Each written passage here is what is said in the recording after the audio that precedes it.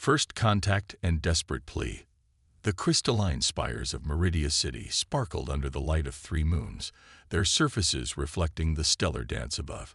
High Sentinel Lyra Vess stood at her observation post, her iridescent scales shifting colors with each breath.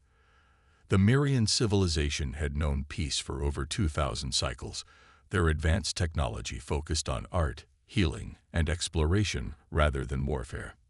That peace was about to end.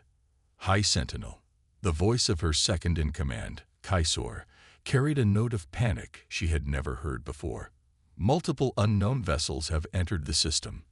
They're not responding to hails. Lyra's inner eyelids flickered rapidly as she processed the information. The Merian defense grid was minimal, designed to ward off asteroid impacts and the occasional lost transport, not an invasion force. "Show me," she commanded. The holographic display illuminated the command center with an ominous red glow.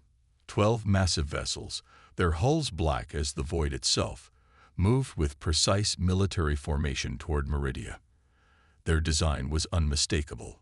Kryvax warships. The stories were true. "They're the same ones who destroyed the Centauri colonies," Kai whispered, his voice trembling. "The same pattern. They appear without warning. Demand absolute surrender." And then Lyra raised her hand, silencing him. The Kryvax were infamous across the galaxy's outer rim. They didn't negotiate. They didn't show mercy. They came, they conquered, and they stripped worlds bare of resources, including their inhabitants. "Send the evacuation signal," Lyra ordered. "All non-essential personnel to the underground shelters, and broadcast a distress call on all frequencies." "But High Sentinel," Kai protested, "the nearest Galactic Council forces are weeks away at best.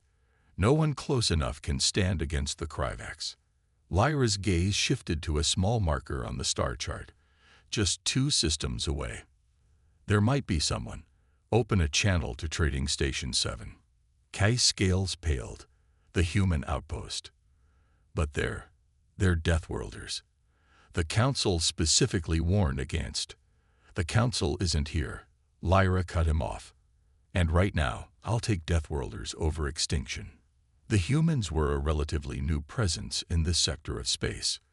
Their reputation preceded them. Creatures from a high-gravity world with enhanced strength, remarkable endurance, and a history of warfare that made most species shudder.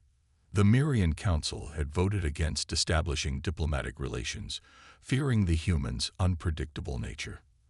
The first impacts rocked the city as Kryvax fighters began their initial assault. Lyra steadied herself against her console and began recording. "This is High Sentinel Lyra Vess of Meridia City. Our world is under attack by Kryvax forces. We are a peaceful people with limited defenses. To any human vessels receiving this transmission, we request immediate assistance. We offer anything within our power in exchange for your help." She paused, then added something she knew would get their attention. "There are 3 million civilians in our cities. Children, families. Please." The message was sent just as the first Kryvax transport breached the atmosphere. Within moments, a response came through, but not from the trading station. Instead, multiple signals appeared, each from a different human vessel already in motion. "This is Captain Sarah Chen of the UES Hyperion. Message received, High Sentinel. Help is coming. Hold out as long as you can." More responses followed. The UES Stalwart. The UES Defiant. The UES Thunder. 5 human warships, all answering a call for help from a species that had rejected them. In orbit, the first Kryvax vessel was deploying ground forces when its sensors detected multiple ships emerging from FTL. The human vessels were smaller than their Kryvax counterparts, but they moved with a speed and precision that seemed to defy physics. Captain Chen's voice crackled through the command center again. "High Sentinel, please have your people take shelter. Things are about to get very loud up here." The humans had arrived, and they were about to show the Kryvax why they were called Deathworlders. In the next few hours, The Kryvax would learn a harsh lesson about humanity's response to a distress call. They would learn about human determination, about the concept of acceptable casualties, from a species that evolved as pursuit predators. Most importantly, they would learn why every spacefaring race that had encountered humans in combat had added a new warning to their military protocols: never make them angry. The battle for Meridia was about to begin, and with it, the galaxy's understanding of humanity would change forever. The Battle of New Dawn. Captain Sarah Chen stood on the bridge of the UES Hyperion, her eyes fixed on the tactical display. The Kryvax warships loomed ahead, their black hulls absorbing the light of Meridia's 3 moons. They were massive, each one nearly twice the size of her vessel, bristling with energy weapons designed to overwhelm standard shields. All ships, combat formation Delta, Chen ordered through the fleet channel. Remember your training. These bastards have never fought humans before. Let's show them why that was a mistake. The 5 human vessels moved with practiced precision, spreading out in an attack pattern that seemed to confuse the Kryvax. Their ships were designed to fight traditional battles, standing off at range, exchanging energy weapon fire until shields failed. They weren't prepared for what came next. Launch kinetic pods, Chen commanded. Full spread. Hundreds of small objects erupted from the human ships, appearing on Kryvax sensors as mere debris. Their commanders ignored them, focusing instead on charging their main weapons. It was exactly what Chen had counted on. The debris suddenly altered course, each pod splitting open to reveal dozens of tungsten rods. Accelerated to a fraction of light speed, they tore through the Kryvax energy shields, as if they weren't there. Physical barriers meant to stop energy weapons provided no defense against simple physics. First blood. Chen's tactical officer reported as 2 Kryvax vessels sprouted multiple hull breaches. Their shields are calibrated for energy weapons only. On the surface, High Sentinel Lyra watched in amazement as the battle unfolded above. The humans fought unlike anything she had ever seen.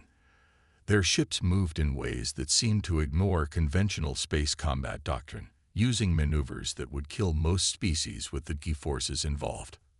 How are they doing that? Kai asked, his scales shifting to a pale blue of confusion. Internal compensation fields, replied Dr. Venna, their chief scientist.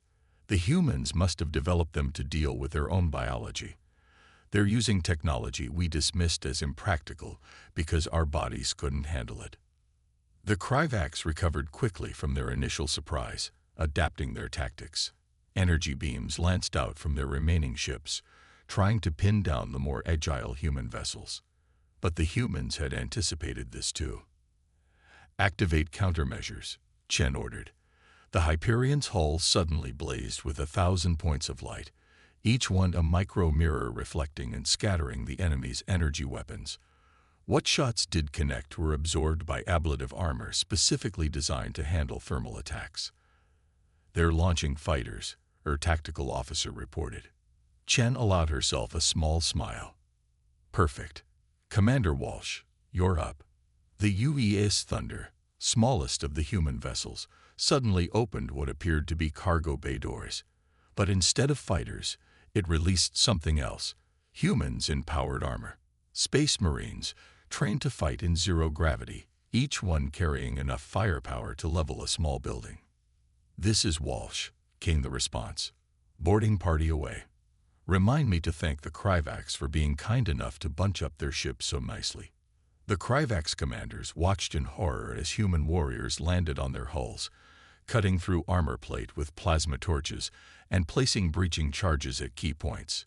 Their internal security forces found themselves fighting an enemy that was stronger, faster, and seemed to almost enjoy the close-quarter combat. High Sentinel, Chen called down to the surface. We've got their attention up here, but we're reading multiple dropships that made it through before we arrived. You've got ground forces incoming. Lyra looked at her people, scholars, artists, and scientists who had never known war. But among them stood a small group of humans from the trading station, engineers and merchants who had dropped everything to help defend their city. One of them, A construction foreman named Jackson stepped forward. "Ma'am, my crew and I know a thing or two about urban combat. If you'll let us help, we can teach your people how to defend their homes." In orbit, the battle continued to rage. The Kryvacs found themselves fighting an enemy that ignored the conventional rules of space combat.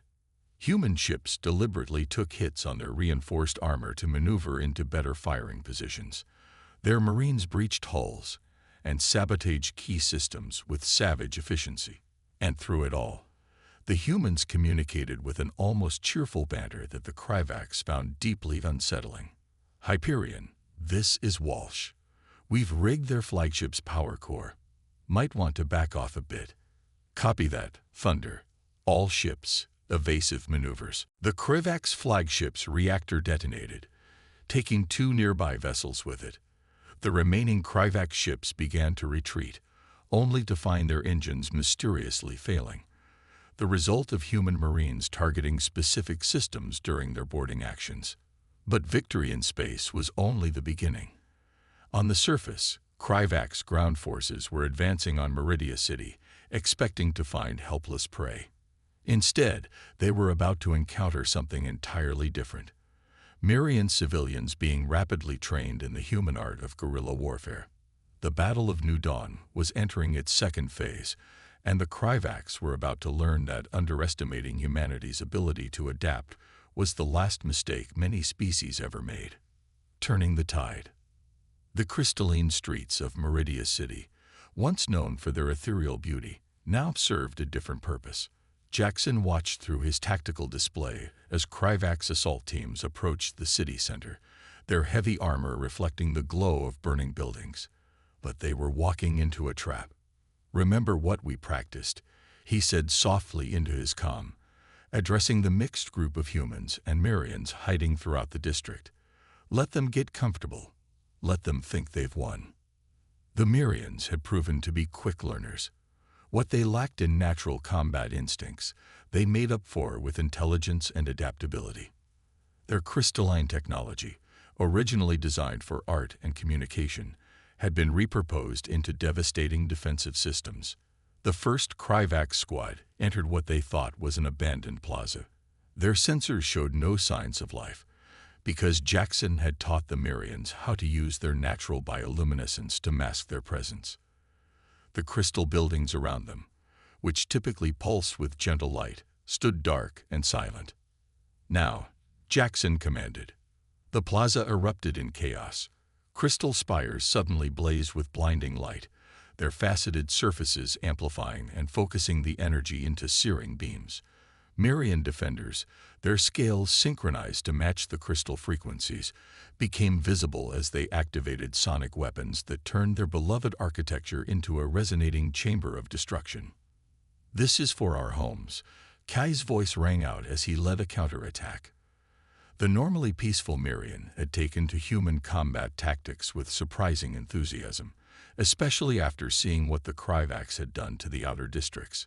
In orbit, Captain Chen coordinated with the ground forces while keeping the remaining Kryvac ships contained. "Jackson, we've got their reinforcements bottled up. How are you holding?"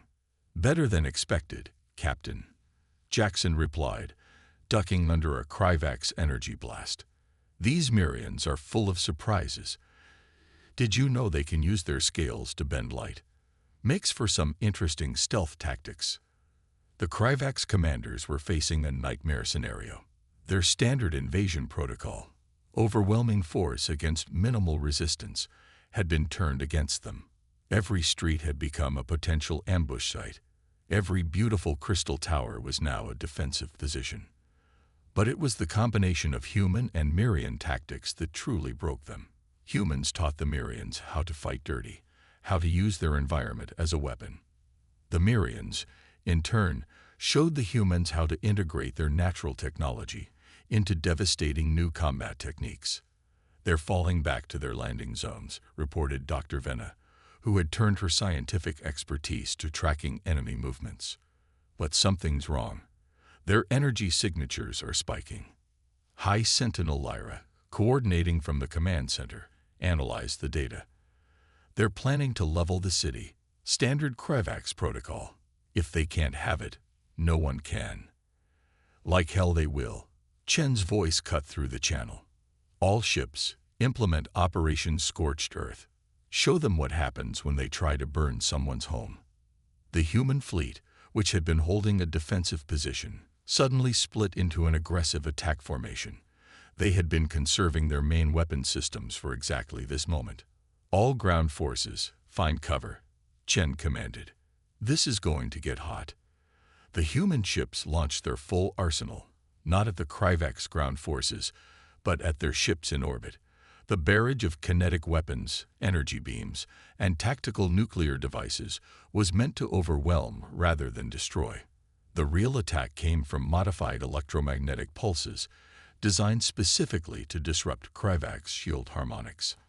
On the ground, the Kravax troops watched in horror as their support ships began to fall from orbit, their commander's final orders lost in the electromagnetic storm. Without orbital support, their position became untenable. "They're running," Jackson announced, watching as Kravax forces began a disorganized retreat. "Should we pursue?" "Negative," Lyra responded, her voice firm. "Let them go. Let them tell others what happened here. Let them spread the word about what happens when you threaten a world under human protection." The battle for Meridia City had been won, but it marked only the beginning. As human and Marian medical teams worked together to treat the wounded, as engineers began the process of rebuilding, something else was being built as well. An alliance that would change the balance of power in this sector of space forever. "You know," Jackson said to Kai, as they watched the sunrise over their battered but unconquered city, "your people fought well for a bunch of peaceful scholars." Kai's scales shifted to a color of pride tinged with humor. "And your people showed remarkable restraint for a bunch of Deathworlders." In orbit, Captain Chen was already receiving reports of other worlds under Kravax, threat reaching out for human assistance. The galaxy was about to learn that humanity's response to a distress call wasn't just about fighting. It was about protecting those who couldn't protect themselves. The Battle of Meridia would be remembered not just as a military victory, but as the moment when the galaxy realized that having humans as allies might be worth the risk of their unpredictable nature. The price of victory. News of the Battle of Meridia spread across the galaxy like a shockwave.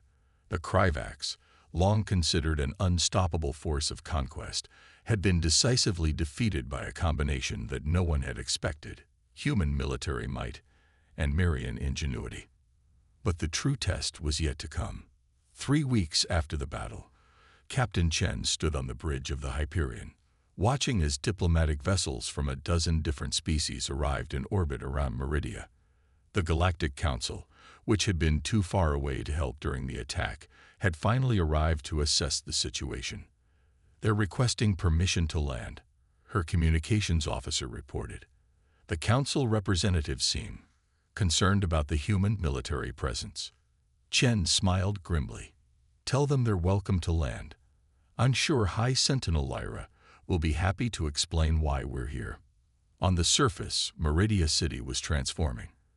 The damaged crystal spires were being rebuilt, but now they incorporated human-designed defensive systems. Marian architects and human engineers worked side by side, creating structures that were both beautiful and fortified. Jackson, now serving as the liaison between human and Marian defense forces, met with Kai in what had become their makeshift headquarters. "The council's not going to like this," he said, gesturing to the plans spread across their table. "We're turning their precious peaceful civilization into a fortress." Kai's scales rippled with a pattern that Jackson had learned meant determination. "They don't have to like it. They just have to accept it. The galaxy has changed, and we must change with it." The council delegation's arrival was marked by ceremony, but the tension was palpable. The lead representative, a tall, ethereal being from the Althian species, addressed the gathered crowd with carefully chosen words.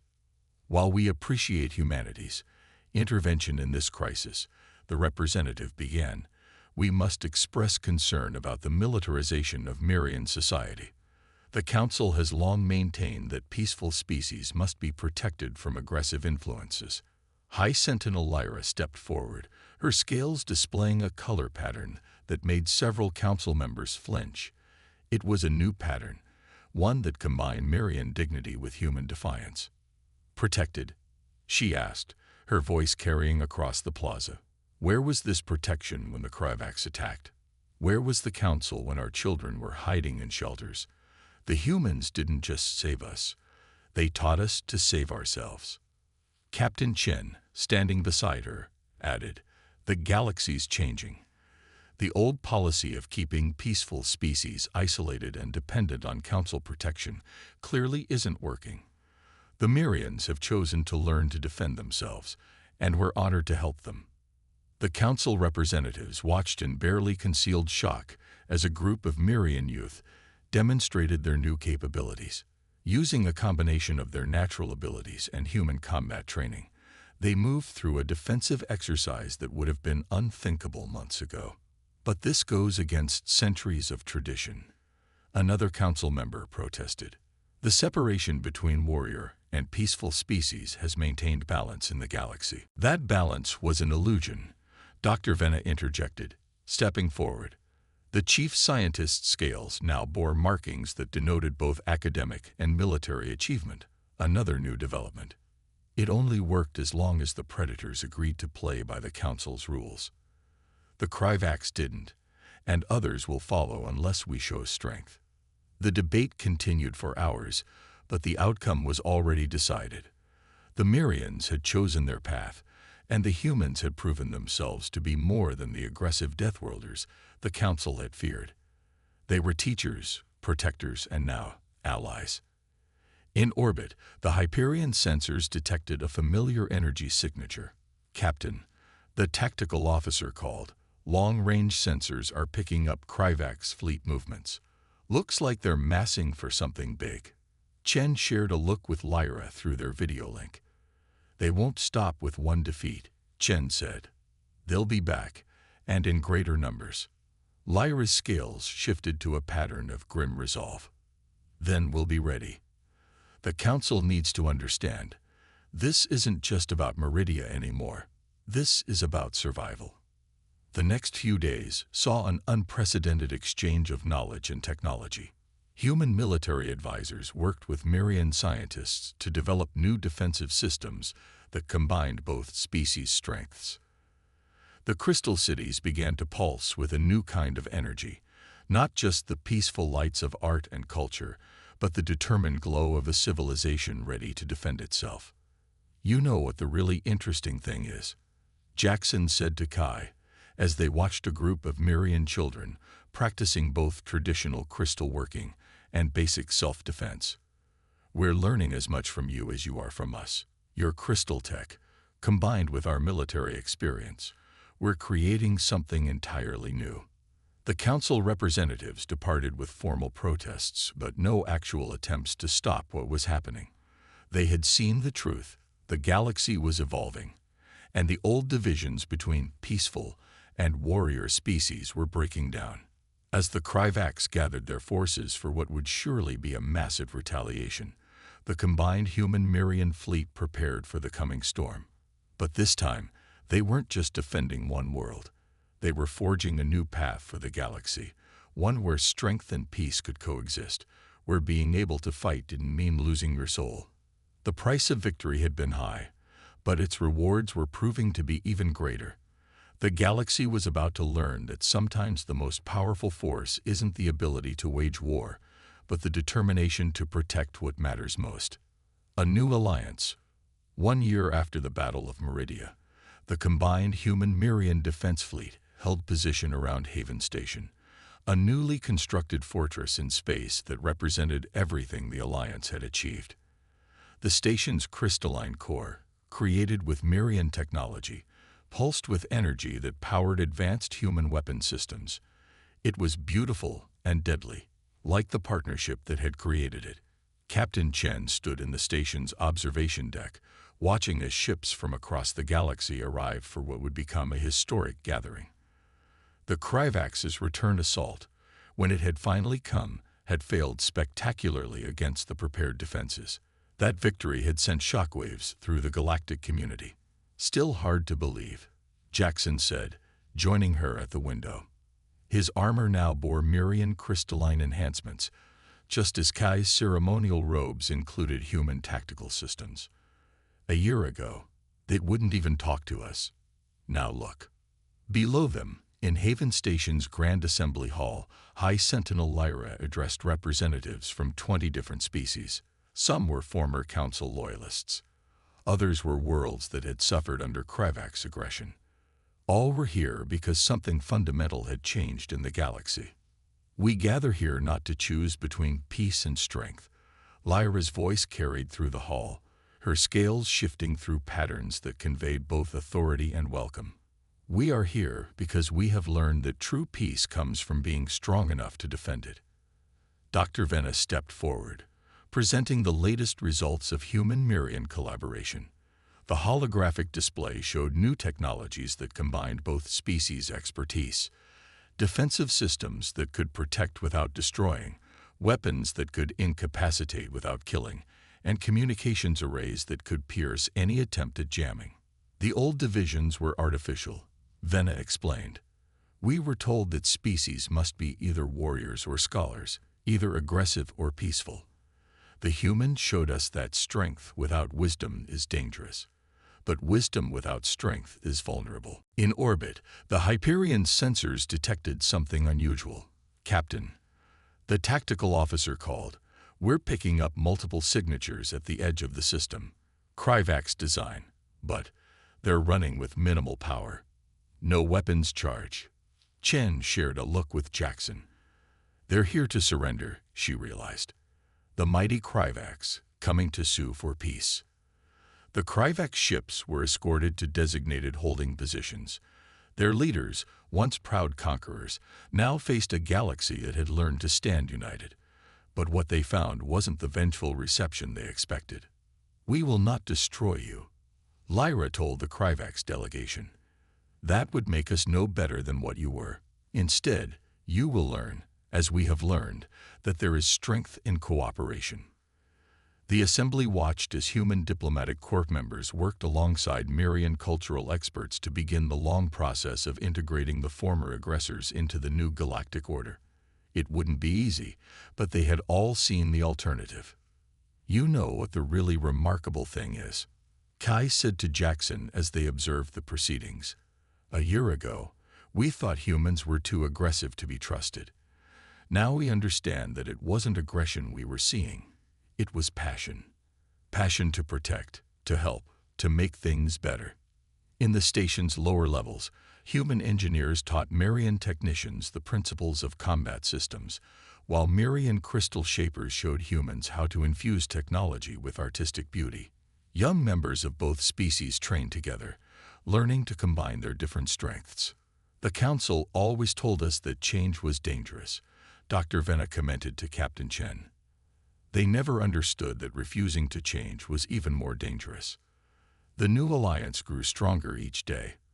Other species began sending observers, then joining outright. The human reputation for being dangerous Deathworlders didn't fade. Instead, it transformed. They became known as the species you called when you needed help, the ones who would fight to protect others, the civilization that had proved strength and compassion could coexist. "We're receiving another distress call," Chen's communications officer reported. "A mining colony in the Outer Rim.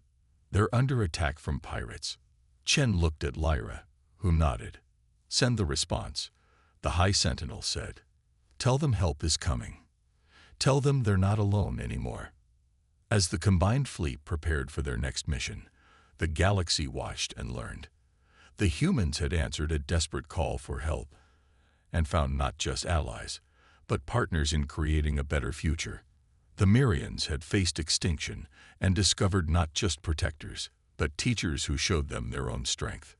Together, they had created something unprecedented, a partnership that proved the old boundaries between peaceful and warrior species were nothing but artificial constraints. In doing so, they had changed not just themselves, but the very fabric of galactic society. The stars seemed brighter now, full of possibility rather than threat. As Haven Station's crystal core pulsed with its steady rhythm, its light reached out across space, a beacon of hope, a symbol of unity, and a reminder that sometimes the most powerful force in the universe is the decision to stand together.